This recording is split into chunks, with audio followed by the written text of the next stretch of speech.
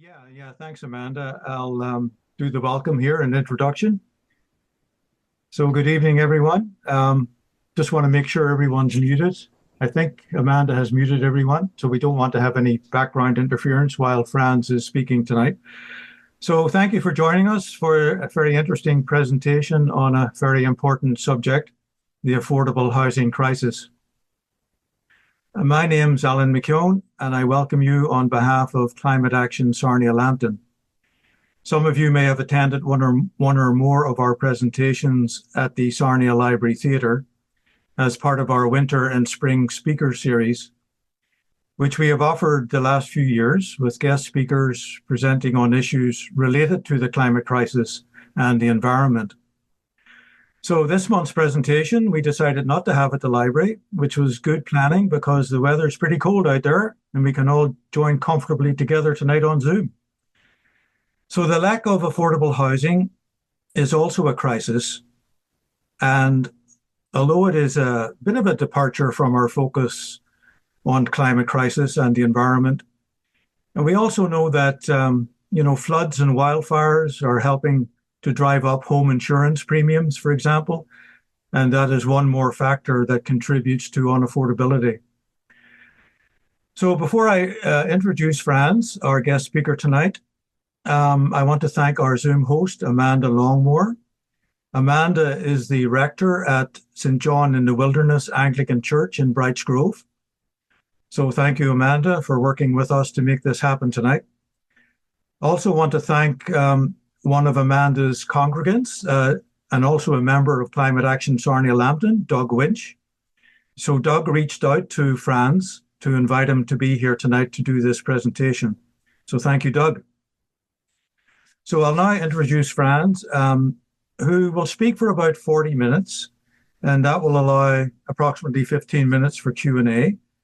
And if you wish, you can post your questions in the chat. So it's my pleasure to introduce Franz Hartmann and his presentation tonight, Taking Action Together, 5 Ways to Make Homes Affordable in Ontario. Franz is the coordinator of the Alliance for a Livable Ontario, and he will let us know what that alliance does, I'm sure. He's also served as chair of the Ontario Greenbelt Alliance from 2014 to 18, and its coordinator 2019 to 2024, and helped the Alliance build vast community support for the Greenbelt. Franz was the executive director of the Toronto Environmental Alliance for 11 years, and under his leadership, TEA succeeded in getting key environmental policies adopted at City Hall, including a new climate action plan and a zero waste plan. Franz expanded TEA's community engagement activities in all areas of the city and enlisted many non-environmental community partners. Prior to working at TEA, Franz was the environmental advisor to City Councillor Jack Layton and oversaw Jack's civil society engagement activities in Ottawa. He has a PhD in political science at York University and has taught numerous environmental policy courses at the University of Toronto. So welcome, Franz. We are so pleased that you can be with us tonight. Over to you. Well, thank you very much. Thank you very much for the invitation. I'm just going to share my screen. Bear with me. I hope that all of this works. There we go. Okay, can you see that? Great. And now to slideshow. Okay. So again, thank you so much for the invitation. I was actually hoping to come to Sarnia and give this talk in person. It's been probably about 25 years since I've been in Sarnia. I have some close friends who lived literally up the street from me here in downtown Toronto who go back or come from Sarnia and go back there. And I was really looking forward to it, but didn't happen. I'm glad that I'm here with you on Zoom. So let me start first with a bit of background about what the Alliance for Livable Ontario is. We're an alliance of people and groups representing hundreds of thousands of Ontarians from many different sectors: farmers, environmentalists, housing activists, urban planners, tenant rights groups, neighborhood associations, labor groups, healthcare workers, academics, developers, businesses, and many, many more. What we want to do is build a livable Ontario, one that is fair and equitable, and is also takes into account environmental issues. And we are together also to stop provincial government policies that falsely claim they will solve the housing crisis facing us, while they're actually harming our communities and undermining the protection of farmland, natural areas, and democratic institutions. We've been around since January 2023, and it's been a very interesting last while.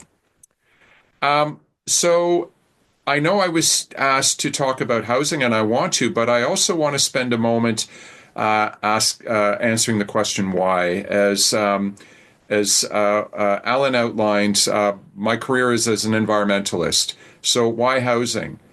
Well, there's a very simple answer. There's two answers. One, because it affects everyone. I don't think there's anybody on this call who either doesn't personally know of someone who is worried about housing, or knows somebody who is who knows somebody who's in that position. The second reason is it is an environmental. The housing we build, how we build it, where we build it, and how we move around have a huge impact on our carbon emissions. It has a huge impact on ecosystem health, and it has a huge impact on what level of climate resilience we have. And so if we get housing right, we reduce carbon emissions and improve ecological resilience.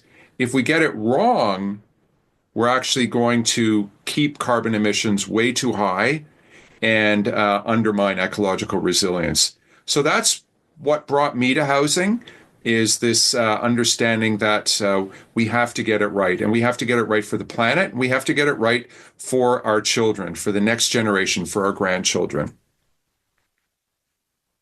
So just a bit about myself to give you a sense of where I come from and so forth.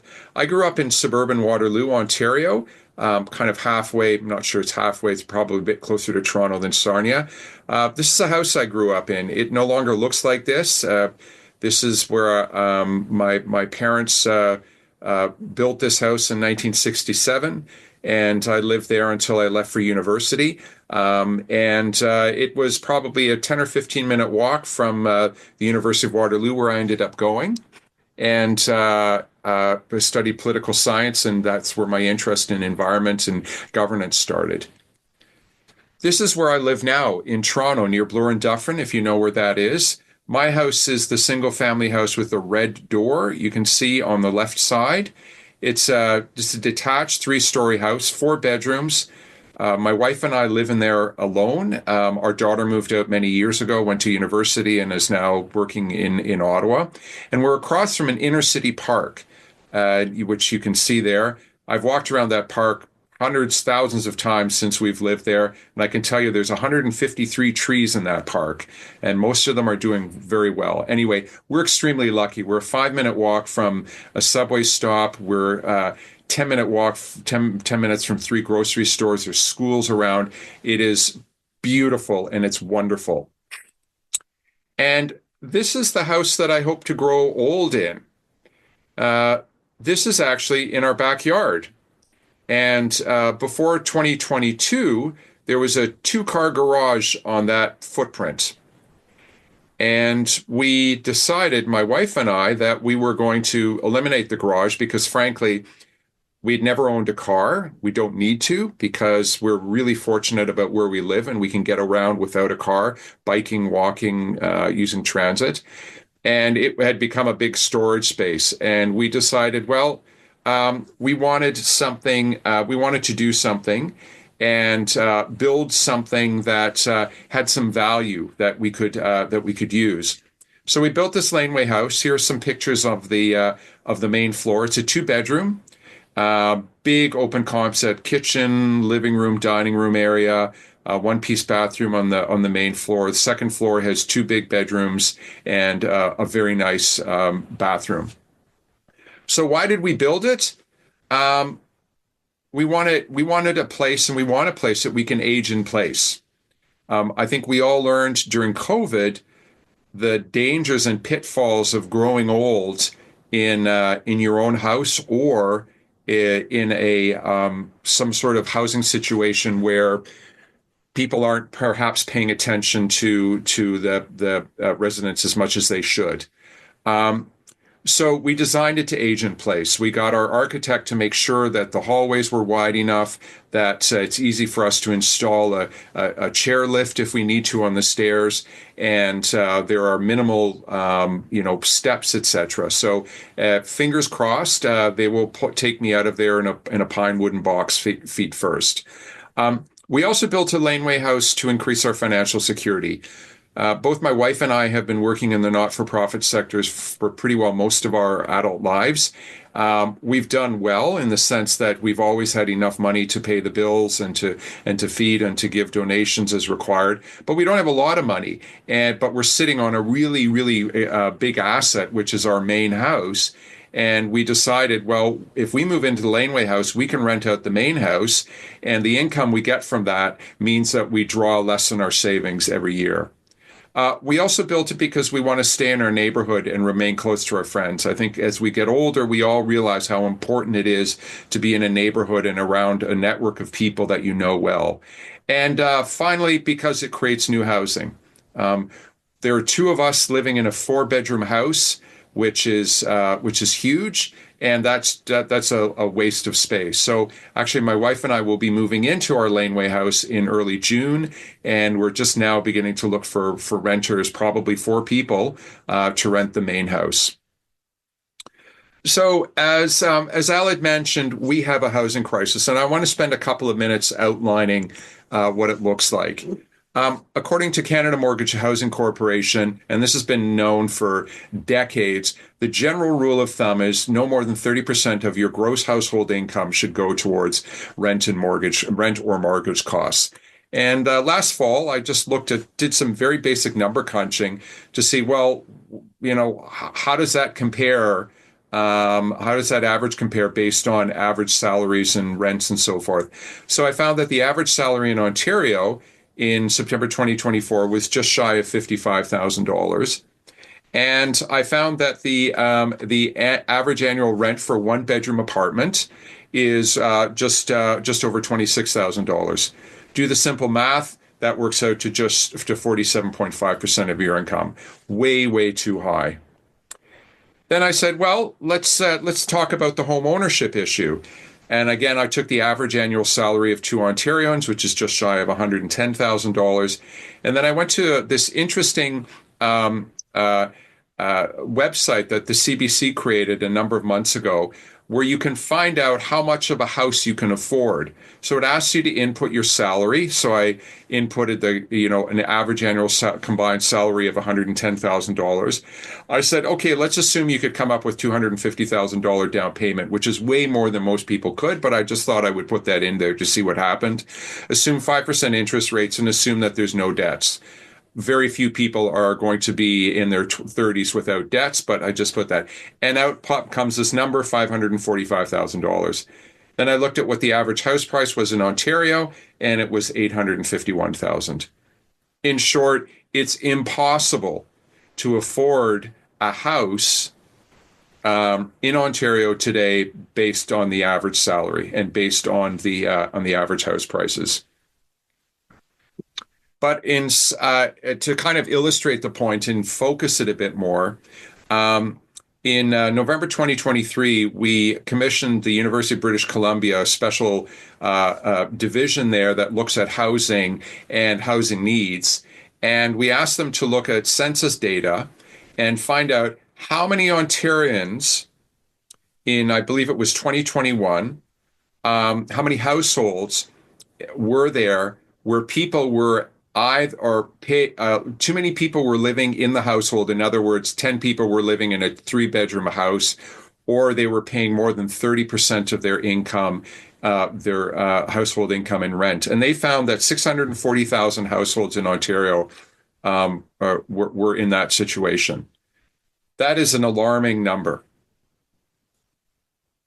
Now, if we step outside of kind of cities and we look at rural residences, the housing crisis manifests itself like this.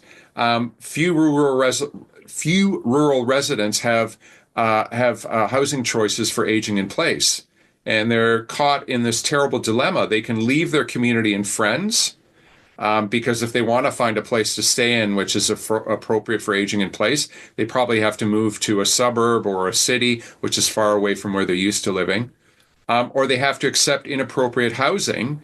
In other words, they have to stay where they are in a house that may not be designed, that probably is not designed for aging in place, may require driving and may be far away. In other words, they may have to accept inappropriate housing in locations not suited for older people. That's not a good dilemma to be in. Now, another problem we face is that the housing crisis has become this boogeyman that's used to attack important environmental policies and programs that help build climate resilient housing in neighborhoods. So as you may remember, in fall 2022, Premier Ford said we have to remove over 7,000 acres of land from the Greenbelt because we have a housing crisis and we need to build housing on it. He, of course, reversed that position about 10 months later after a major public outcry. But he didn't acknowledge at the time that the housing that would have probably been built there would have been expensive single-family homes, not affordable homes, and it would have required huge amounts of money for municipalities to bring all the new infrastructure out to these new suburbs, to say nothing of the fact that they were eating up incredibly precious farmland. The housing crisis has also been used to attack conservation authorities and endangered species laws, saying, well, they're just adding too much red tape and bureaucracy, which again is, to be blunt, a lie. Conservation authorities' key role was to make sure development does not take place in environmentally sensitive areas and in areas that are key for helping stop flooding. And the housing crisis has been used to undermine green building standards. Again, the frame has been, or the assumption has been, they're just adding too much bureaucracy and adding unnecessary costs to new homes. Again, completely wrong. The history of green building standards shows that it actually ends up saving homeowners and building owners money. So why do these problems exist? The first reason is that we're building the wrong mix of housing types. I'm not sure where things are at in Sarnia, but I suspect they're fairly similar to what we see in most other parts in Southern Ontario. The type of housing that's typically been built over the last many decades is suburban sprawl, which is almost always built on farmland and natural areas, and very small postage stamp sized units in tall condo towers. And what the housing that isn't being built, not enough of it is being built, are things like the Laneway House, what's called missing middle housing, and also known as gentle density. Other examples of that are taking a single family home and subdividing it into 2 or 3 units, maybe so that multi-generations can live in it. And we're not building enough mid-rise housing, like the picture at the bottom right there. That's on College Street here in Toronto, about 6 or 8 stories. There's many units in there. Nor are we building enough co-op of truly affordable housing, like you see in the picture below the Laneway House. That's from the St. Lawrence Market area. That was built in in the early 1970s. That's a co-op. We're building in the wrong places. Precious farmland and natural areas are being destroyed by building these subdivisions, and that's reducing our food security and making us much more vulnerable to the climate crisis and the increasing costs that Alan mentioned that come from the climate crisis. And we're no longer building non-market affordable housing. As some of you will remember, in the 1960s and 70s, and even up to the 1980s or 80s and early 90s, governments, in particular the federal government, actually invested heavily in building non-market housing. Non-market housing is housing that is not built to make profits, but it's built to be run on a non-profit basis. And this housing and what the federal and provincial governments did for decades was essentially they built these non-market housing complexes and then handed over the control of them to not-for-profit organizations, housing co-ops. Sometimes they were government run, etc. That went on for a long time, and then it stopped in the mid 1990s. Predominantly because there was this huge scare about deficits, and there was a huge cutback in government spending. Now, interestingly, there are many countries that did not go down this route, that continued to invest in non-market housing, in particular places like Austria and specifically Vienna and in Nordic countries. And they've continued seeing governments investing in non-market housing. And not surprisingly, they do not have a housing crisis the way we do. So in the fall of 2024, we evaluated how the province had been acting on the housing file. You will remember the premier said repeatedly we need to build 1.5 million units, new homes. We need to housing. Everything was housing for a while. And so we said, okay, well, what are the three things they need to do and how are they doing on that? So the first thing we said was, okay, they need to build affordable homes in towns and cities, not on farmland. And what the province did was they prioritized expensive single-family homes on farmland, natural areas in the Greenbelt. We looked at a whole bunch of different laws that they had passed in the last 2 years, and was the outcome of it, was prioritizing expensive single-family homes. They should have incentivized builders and municipalities to ensure there was a wide variety of housing types, not more single-family homes and small condo units. What did they do instead? They eliminated requirements to build missing middle, mid-rise, and other diverse housing types in towns and cities. And the final thing we said, well, they need to invest heavily in non-market affordable housing because there's such a demand for it. They failed to do that. There was hardly any new money. So the bottom line assessment that we had was that the province is pushing the wrong type of housing in the wrong places at the wrong prices. The full report that goes into a lot of detail is available at livableontario.ca. So bottom line, the provincial land use policies are once again supporting a 1950s economic model for building homes, which is essentially suburban sprawl, which creates these massive suburban neighborhoods. I think you all know them well, and requires a lot of roads and a huge amount of public investment in infrastructure.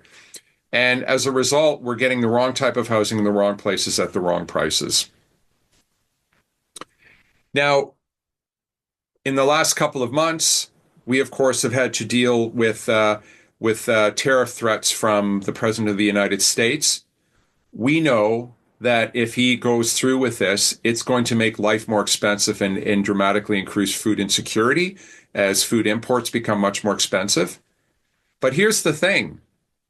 These terrible impacts that will come from Trump's tariffs are in fact the same impacts that come from building the wrong type of housing in the wrong places at the wrong prices. So they are the same. And just let me spend a couple of minutes just going over that. Well, why is that so? Well, housing prices, by building the wrong type of housing in the wrong places at the wrong prices, housing costs go up. You know, the province is making it very easy for a small number of developers to build single-family homes and market-only rental apartments that fewer and fewer people will be able to afford. Food costs are going to go up because the province is essentially sending signals to developers and has changed laws to allow them to build expensive new single-family homes in new subdivisions on precious farmland. And this means it's only going to increase our reliance on expensive food imports, and it's going to decrease our future food self-sufficiency. Every day, over 340 acres of very precious farmland is lost to development. We can't continue with that. Another way that the current approach to housing by the province is going to harm us is that taxes are going to go up. The province wants municipalities to spend very precious public dollars on building expensive new roads, water, and sewer infrastructure into these new subdivisions to service homes that fewer and fewer people will be able to afford. And that means, of course, that less public money is available for programs Ontarians need to deal with Trump's tariffs. And the final and perhaps most distressing part of all of this is that this approach that the province has taken is going to lead to many more people living on the streets and in overcrowded housing.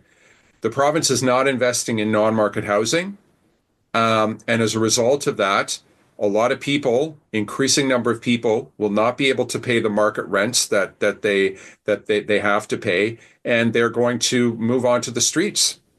And I think we all see the consequences of that. It is devastating. It's terrible. It's inhumane. And it's also extraordinarily expensive because it requires huge number of resources to deal with that. And if by some miracle they can avoid being on the streets, then they're going to probably be forced to live in overcrowded homes.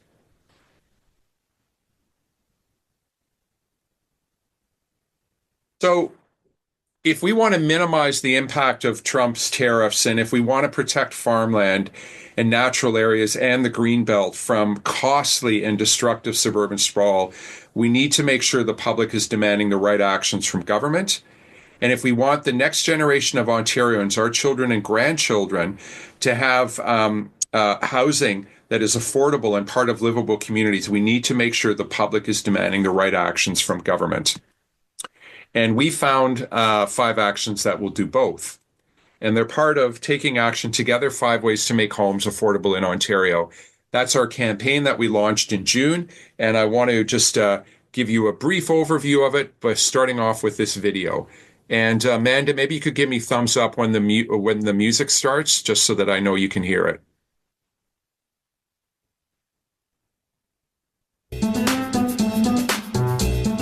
You probably know someone who can't find a home. Can you hear that? It wasn't always like this. And while we can argue and debate about what happened and didn't happen, talking won't make affordable homes happen. So a bunch of us got together and found 5 ways that will. Number 1, gutting farmland and nature to build McMansions in places where you need 2 cars and have to install expensive infrastructure is not the answer. We need to build in the right places, affordable, livable neighborhoods where people already live and want to live. And we already have enough ready-to-build room inside our towns and cities to do it. Number 2, while everyone needs something different and affordable, too many of these are being built. We need to build a wide variety of housing types: low-rise, mid-rise, not-for-profit, multi-unit, multi-family, multi-bedroom. A multiplex of more affordable, appropriate options for every stage of life. Number 3, the way most homes are built and the laws around building them are not built for affordability or speed. We need to build smarter and faster, like more wood frame and prefab panel homes, and updating old rules, like high-rises needing parking for everyone. We can cut costs and time with faster and smarter rules, approvals, and building methods. Number 4, for decades, our governments built and operated affordable, non-market housing. Then, affordable housing stopped going up, but rents didn't. We need to invest heavily in non-market affordable housing. And we is our governments. Builders will build it, co-ops and other groups will run it, but our governments must invest in it because almost no one else is. Number 5, we can't be hurrying like mad to approve and demolish and build. without stopping to think about neighborhoods. We need to make housing not just affordable, but part of livable communities. Affordable means building in the right places, building smarter and faster, and building more choices and more non-market homes. While livable means building neighborhoods, close, convenient communities that bring everything we need together, including each other. These are our 5 ways to affordability. But there's actually one more. We need everyone, governments, the private sector, and nonprofit housing providers to work together to fix this. And we need you to tell your MPP that they've got 5 things to do to help everyone have an affordable, livable home now. Learn all that you can do at 5wayshome.ca.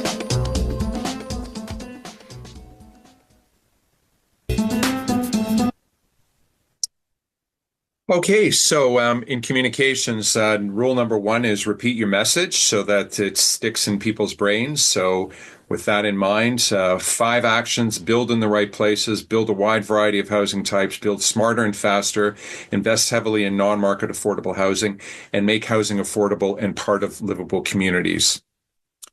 So why did we launch this? For 3 reasons. We wanted to provide hope for Ontarians that there are actual doable solutions to the housing crisis.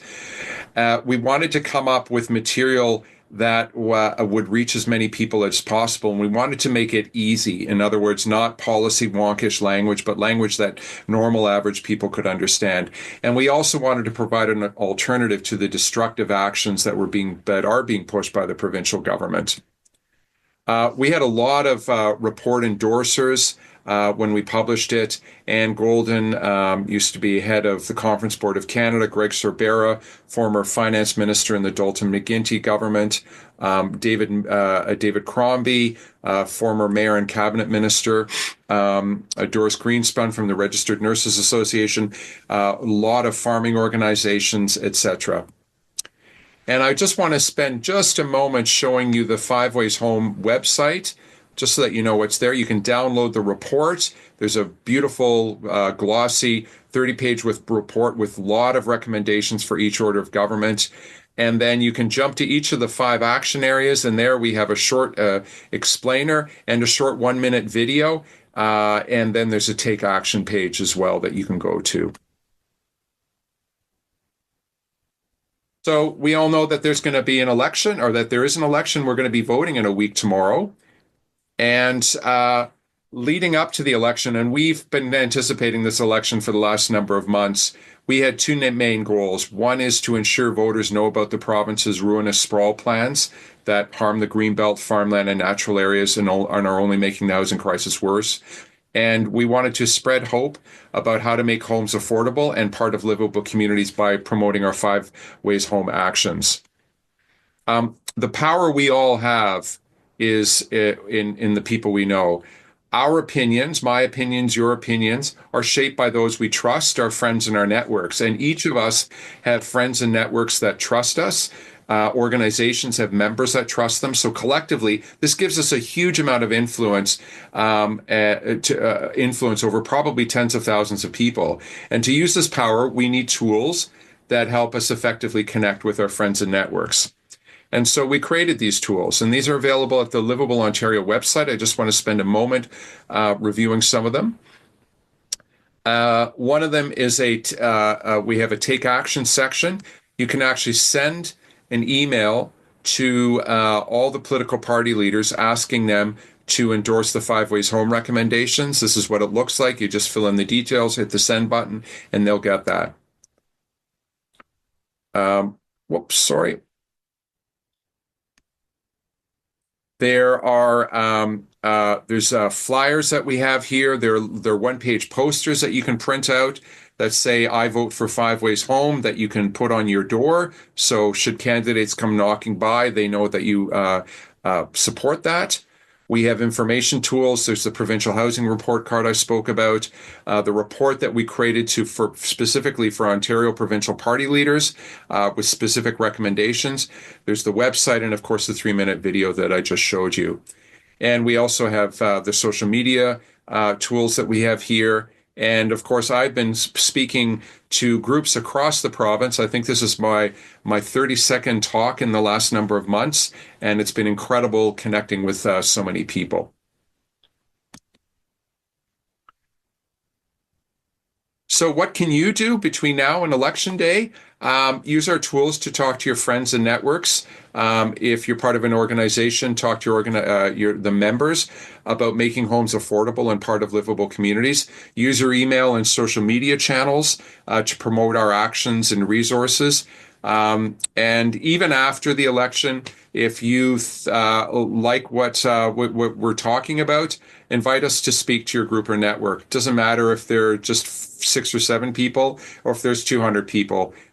This is about getting the message out. And if you really like our work, become a member. Just go to livableontario.ca and click the become a member.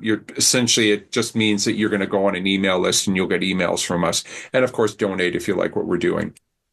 Together, we can reach hundreds of thousands of Ontarians before the election, and our hope is that we can help them vote for Livable Ontario.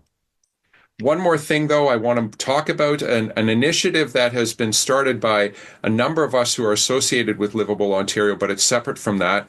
It's something called the Trillium Declaration. We launched this a couple of weeks ago. It's the goal here. I'll just go to the website very quickly. Join fellow Ontarians and help create a stronger, more resilient and prosperous Ontario. The urgency: Canada, including Ontario, is facing unprecedented threats to its economic and political sovereignty from the U.S. We must adapt and prepare provincial policies to protect and strengthen what makes us Canadian. So our goal is, with enough public support, the declaration will become the new to-do list for the Ontario legislature and help us build a more secure and more resilient and prosperous Ontario. And our hope is that we're going to get the MPPs to actually use our declaration as their to-do list. And very, very quickly, this is the declaration. The to-do list essentially has as follows: make our public health care system effective and resilient, ensure food security.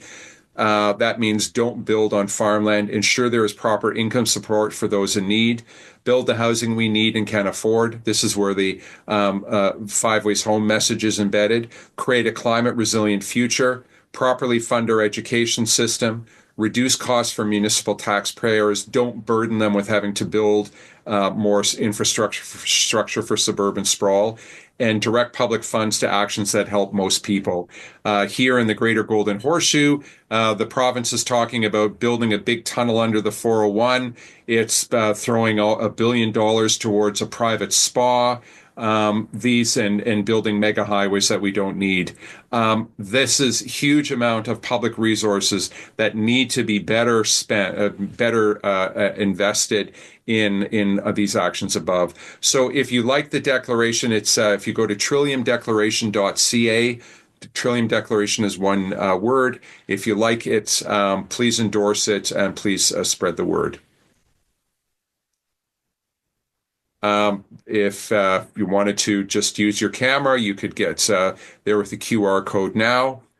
But with that, I say thank you very much for your attention. I hope I didn't put too many of you to sleep, and I would love to entertain your questions and just hear your comments. Well, thanks very much, Doug. That was a wonderful presentation. Lots of food for thought, absolutely. So, as you said, we're going to be going to the polls in 1 week's time from tomorrow. So are you able to enlighten us as to what the opposition parties are supporting in terms of affordable housing? So we asked the political parties, all 4 political parties, to let us know whether or not they endorse the Five Ways Home actions. And on Saturday morning, we will be releasing that information. I will say this much. 3 of the 4 political parties have responded positively. But I have not analyzed the platforms of the various political parties, and even if I did, and I won't, we're not going to assess who's better or who's not. I encourage anyone who is interested in that to kind of do their own research. We are a project of a charity, and because we are not well, there's election laws that limit how much we can do. But bottom line is, I'm not going to give you an answer that says this party is better than that party. Please do your homework and stay tuned to the Saturday email where you'll find out what the political parties said about endorsing our recommendations. Yeah, thanks, Franz. I wasn't trying to get you into trouble there. I only see one question in the chat. It's from someone called Derek, who says, "So how can I build?" Which is pretty vague question. I don't know, Derek, if you're able to unmute and expand on that question for Franz to answer. Yeah, thanks for picking up on this, Alan. I'm a resident of Sarnia. I see the bigger picture of what this organisation or charity is targeting, and it's perhaps for an opinion, it seems valuable to me. I think some of the challenge is the grassroots, or perhaps not even grassroots, effort of individuals and their ability to be able to go and build a house, to decide, okay, I want to build a house and I have so much capital. Maybe I'm in the position of being able to afford a house, but both the financial complexities and also the I guess building capacity or the capabilities seem to me to be quite constricted. So it's absolutely, I want to be living in a tight-knit community. I want to walk out on the street and walk into people. I don't want to live in a McMansion, if I can, what is locally called a cookie cutter home. Back in Australia, it's a McMansion because it's Mick, as in all the same and off the shelf, and they're all big. And as you say that, again, for an opinion, that puts you at the end of a long drive home. It requires a lot of infrastructure to make it possible. Yeah. But you've two aspects. One, you've got to convince the market as a whole that it's comfortable and it can be a happy place to live in a multi-family building. But you've also got to be able to build that as an individual or in a co-op, and then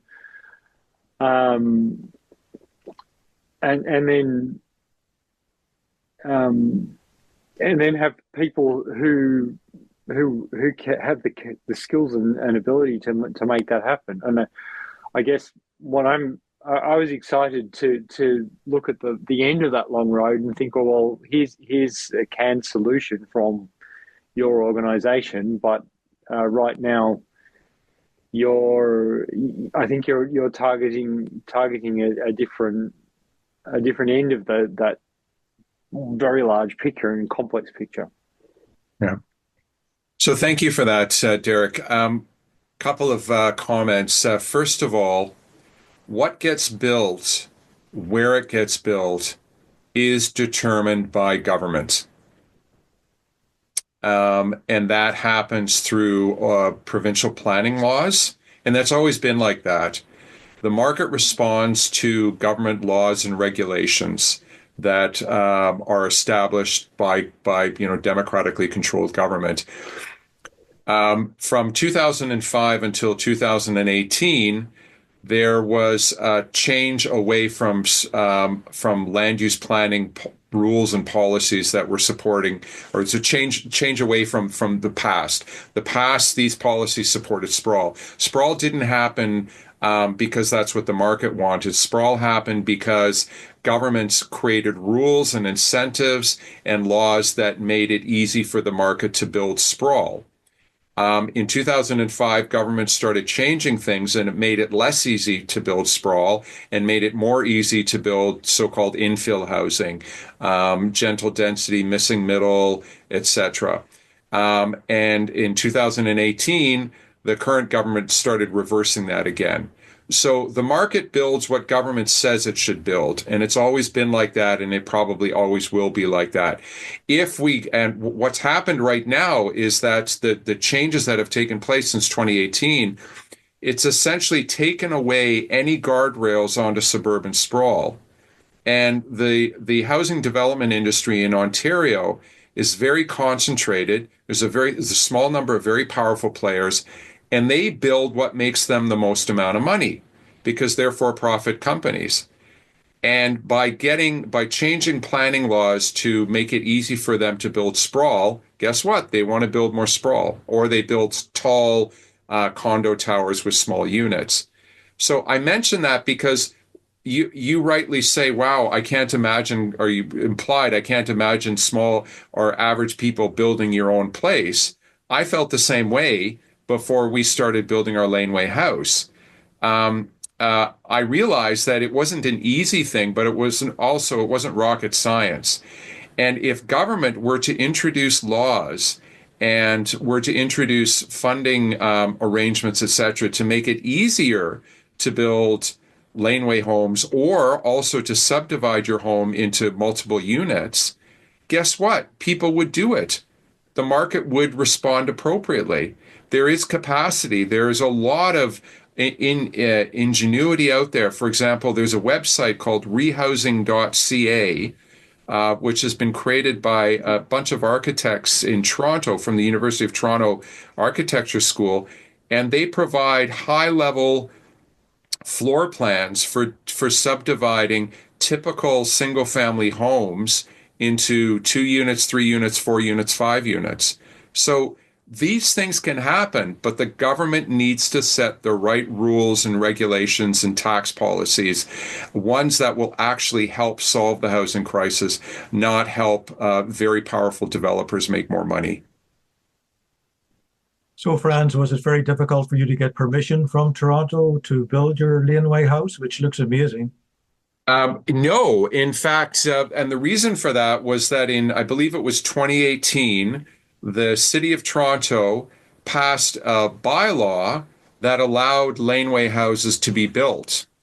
And the way it works is that if you follow particular criteria, that it's a certain height, that it's a certain footprint, there's a bunch of regulations. If you follow those regulations, then you can build it, right? You just have to submit the building plans and, of course, get them, they have to be okayed by the city. But so that was not at all a hurdle because there was a bylaw in place that allowed laneway housing to be built. And that's the challenge, is that the governments, both at the provincial level and the municipal level, have to have laws in place that make it easy for people to build the right type of housing in the right places at the right prices. If they don't have those laws in place, it becomes a real challenge. Right now, we do not have those laws in place generally. And you mentioned Vienna as being a city where there's a lot of affordable housing. What steps did they take to make it happen? Is it just a cultural thing? Well, I participated in a webinar, this would have been a year and a half ago, where they were interviewing, I can't remember her official title, but she was essentially the head of the city housing department. And she gave a short history. And again, I'm not sure I'm going to get all of all the facts correct, but Vienna has been building public housing, governments have been investing in public housing in Vienna since at least the 1920s. And this became just the norm. There was an understanding that governments had to build non-market housing because the market wasn't going to be able to create housing that was affordable to people. And so Vienna just developed as a city with a vibrant non-market housing sector and a vibrant private housing sector.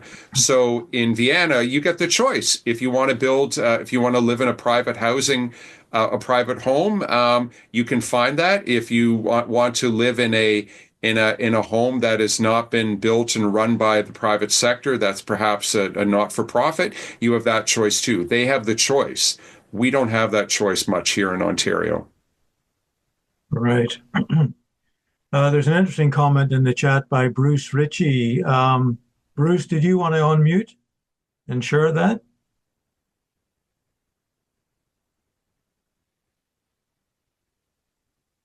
Basically, he's saying 1,000 square foot homes can be built for about $100,000 using current off-grid technology.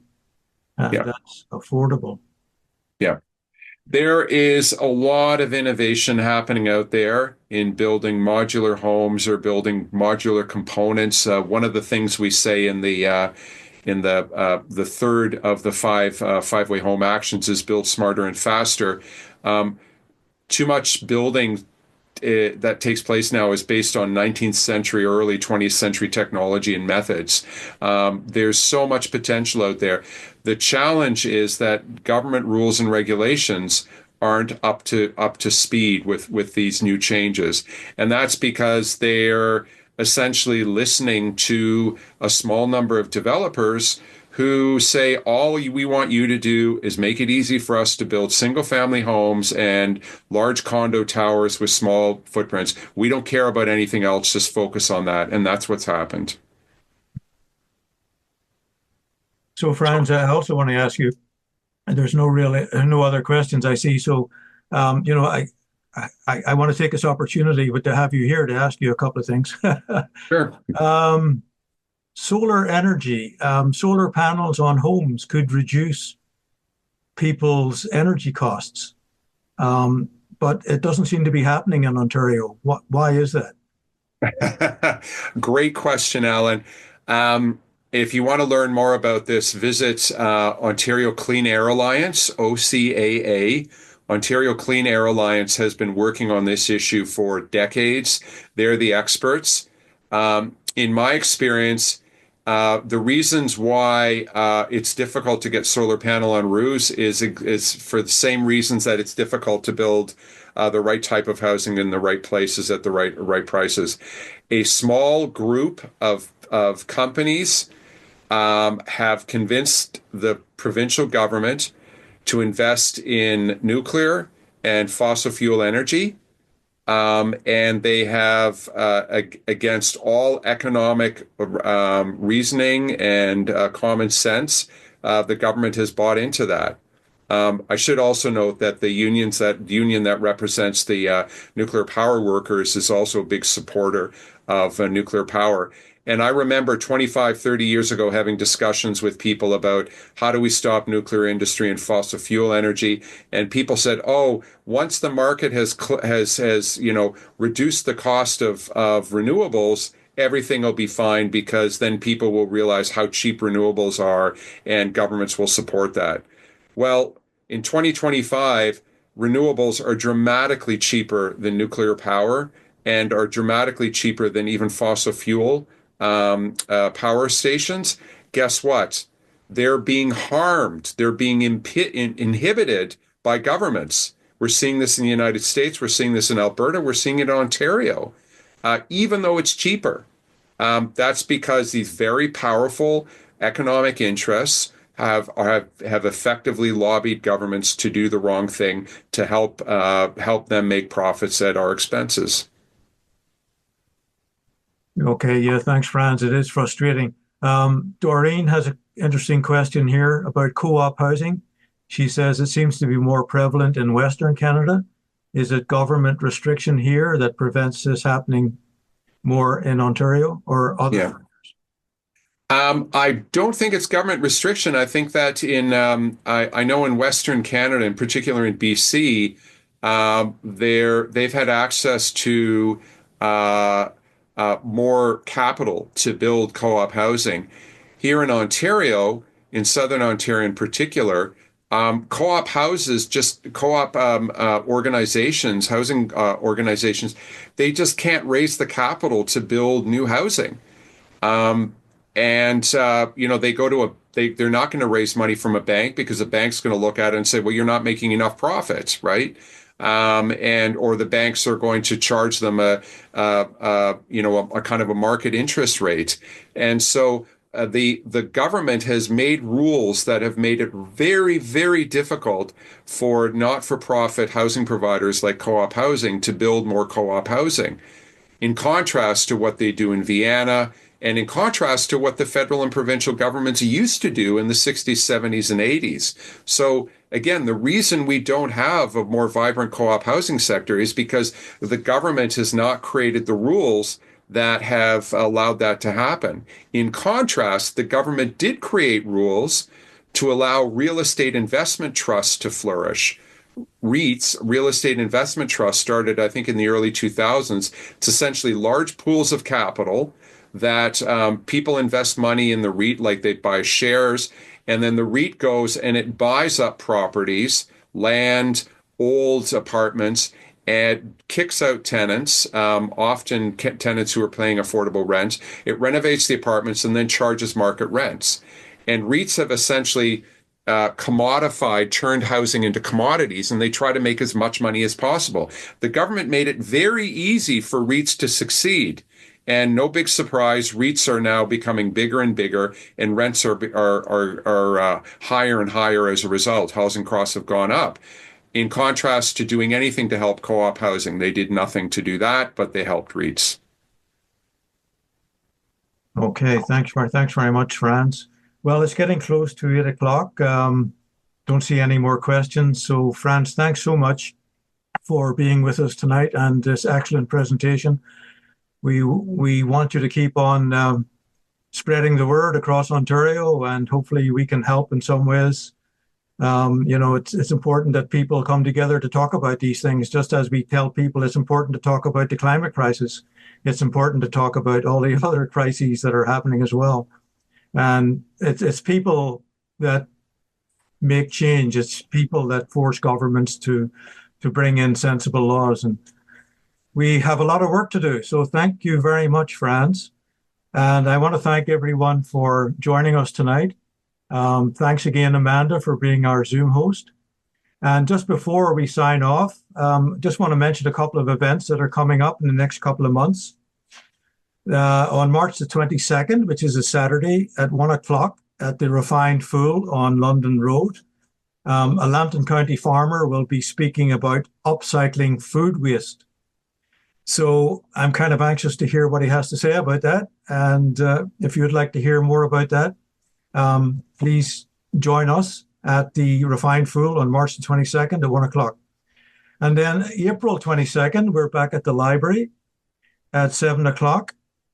And we have invited an engineer to talk about renewable energy, heat pumps, EV vehicles, any questions that you might have regarding renewable energy and how that can happen in a bigger and better way to help us, cope with the climate crisis. So come with your questions to that event, 7 o'clock at the Library Theatre. And actually before that, as it's Earth Day, between 6 o'clock and 7 o'clock, we will also be having family-friendly Earth Day activities at the library. I don't have any details right now, but it promises to be a lot of fun. So bring your families along, and it would be wonderful to see you join us on Earth Day at the Sarnia Library. So thank you again, Franz. It's been wonderful. And thank you, Doug, for introducing us to Franz. And hopefully, maybe next time we can have you come to Sarnia in person. I look forward to it. Thank you very much to everyone for attending and for your great questions. Take care, everyone. Good night. Take care. Thank you. Thanks, everybody.